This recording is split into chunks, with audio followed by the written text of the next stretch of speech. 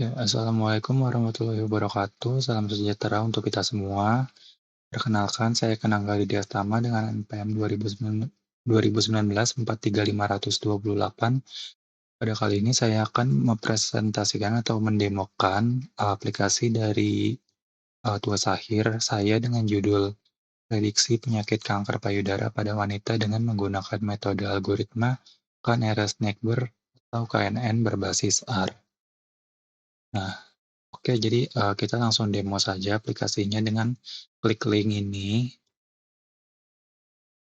Nah, jadi ini nanti akan nyambung ke webnya. Nah, karena sudah di-deploy, jadinya bisa nyambung ke internet atau, di web browser masing-masing. Nah, jadi di halaman utama ini ada box plot berupa sebaran data dari data acuan atau raw data yang, digunakan untuk memprediksi nantinya, gitu. Nah, jadi, bisa dilihat, beberapa kolom prediktor ini masih banyak yang memiliki outlier atau data pencilan dan, nantinya harus dinormalisasi lagi untuk, eee, untuk dianalisa atau pengolahan data lebih lanjutnya.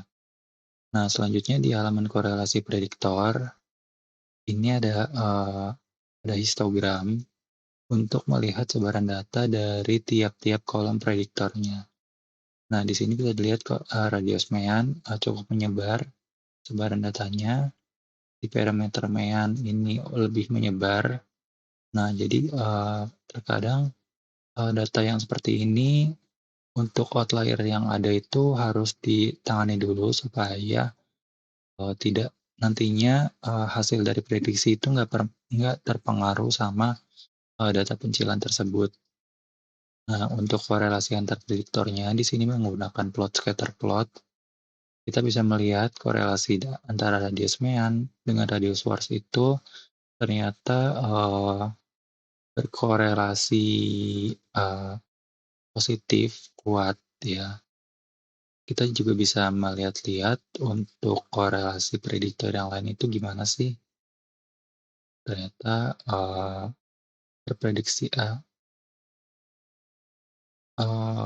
berkorelasi positif juga rata-rata. Nah, bisa dilihat ternyata, rata-rata kolom rata-rata hubungan tiap kolom berkorelasi positif. Selanjutnya di diagnosis awal, ini digunakan untuk user atau pengguna umum yang mungkin belum atau segera atau akan melakukan, eee, pengecekan medical check up di laboratorium ataupun mereka bisa hanya sekedar iseng aja kalau misalkan pengen mencoba aplikasi. Nah, tampilannya seperti ini. Ini hasil prediksi ini nantinya akan muncul secara reaktif kalau misalkan kita mengisikan parameter. Misalkan alamat penggunanya Jalan nomor 19, gender pria, umurnya 2, golongan darah B dengan BMI 21 misalkan, rokok tidak, apakah Anda menguasai alkohol misalkan jarang, apakah terdapat riwayat kanker pada keluarga tidak, apakah Anda mendapat riwayat kesehatan. Ini multi select ya. Misalkan tidak ada, apakah Anda terdapat rasa nyeri misalkan ada dengan skalanya 1, gejala tidak terdapat, faktor lingkungan misalkan polusi udara karena tiap hari pulang pergi kampus misalkan, dan aktivitas fisik misalkan tidak pernah. Nah, lalu save data. Nah, hasil prediksi akan menunjukkan Anda tidak terprediksi kanker payudara. Sebenarnya ini, nanti akan menampilkan output berupa ini juga. Kalau misalkan variabel yang diisikan ini cukup untuk menarik hasilnya atau cukup untuk menghasilkan prediksi berupa, eee, bisa si pengguna atau user ini bisa terdeteksi kanker payudara. Mungkin, parameter yang diisikan udah cukup parah atau di ambang atau di atas dari threshold, di mana aplikasi memprediksi, si pengguna ini kanker payudara. Balik lagi ke hasil yang tadi, setelah di-save data ini nanti akan masuk ke halaman record data, cuma nanti akan dibahas. Nah, di halaman diagnosis lanjutan ini sebenarnya, sudah dibuat syarat dan ketentuannya dan ini juga cuma opsional. Jadi halaman ini dikhususkan untuk pengguna yang terdeteksi kanker payudara. Jadi misalkan pengguna yang tadi sudah terprediksi kanker, nah dia kan, ada note-nya nih, harus segera hubungi tenaga medis untuk tindak lanjut observasi. Nah nanti, setelah observasi dan mendapatkan hasil dari laboratorium terkait tumor, nah, diharapkan, parameter di bawah ini bisa diisikan dari hasil, tes laboratorium dengan menggunakan data yang genuine gitu, supaya hasil prediksinya itu bisa relevan.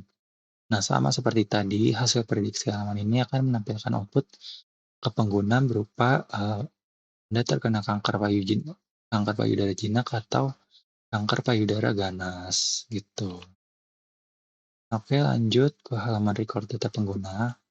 Nah, dia akan menampilkan record berupa, biodata pengguna gitu yang tadi mengisikan parameter atau mengisikan variabel prediksi gitu. Nah, di sini bisa kita download juga data frame-nya atau datanya. Nah, ini setelah ke-download, sebenarnya dia nanti akan masuk ke folder download. Ya, di folder download ini ada data cancer 2. Nah, dia karena datanya itu berupa CSV atau comma separated value, dia akan masuk ke dalam Excel. Sebenarnya, data ini lebih bagus, data CSV itu biasa diolah dalam pemrograman Python atau R sih, gitu. Nah, di sini juga ada halaman rumah sakit kanker. Rumah sakit kanker rekomendasi ini merupakan rumah sakit rekomendasi kanker yang ada di sekitaran Jabodetabek. Nah, di sini misalkan di Tangerang, di daerah Tangerang ada Rumah Sakit Siloam, ada Siloam Hospital Agora, di Jakarta ada Angkar Darmais, di Bekasi ada Primaya Hospital. Nah, misalkan kita mengklik direction, ini nantinya akan menghubungkan aplikasi ke pihak ketiga yaitu Google Maps. Nanti dia akan menunjukkan direksi atau, ini, merupakan maps dari rumah sakit pilihan yang tadi sudah dipilih untuk melihat direksinya. Selanjutnya, data acuan merupakan data yang dipakai untuk, diagnosis lanjutan. Datanya, dan datanya juga di sini, ada sekitar 569 entry data. Nah, lalu di info seperti biasa, ada tujuan mengapa dibuat aplikasi ini, ada sedikit informasi dari dataset yang digunakan, dan ada informasi dari pembuat aplikasi. Ya, mungkin cukup sekian saja, presentasi atau demo aplikasi dari saya, kurang lebihnya mohon maaf. Assalamualaikum warahmatullahi wabarakatuh.